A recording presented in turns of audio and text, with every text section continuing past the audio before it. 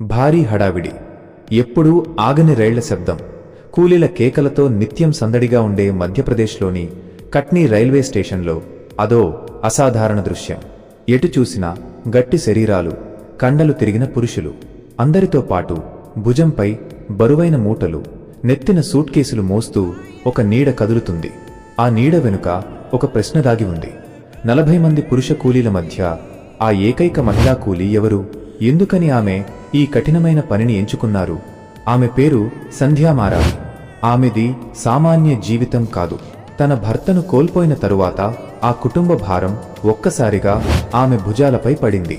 ఆకలి కేకలు వినిపించకుండా పిల్లల భవిష్యత్తు కోసం ఆమె తీసుకున్న నిర్ణయం ఆ రైల్వే స్టేషన్ నేలనే గట్టిగా పట్టుకుంది.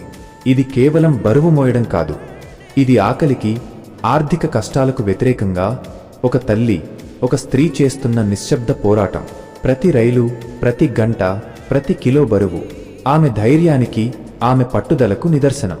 ధైర్యం, సంకల్పం ఉంటే ఏదైనా సాధ్యమేనని ఆమె నిరూపిస్తున్నారు. ఆమె కష్టం వెనుక దాగి ఉన్న కథ ఈరోజు మనందరికీ ఒక ప్రేరణగా నిలుస్తుంది.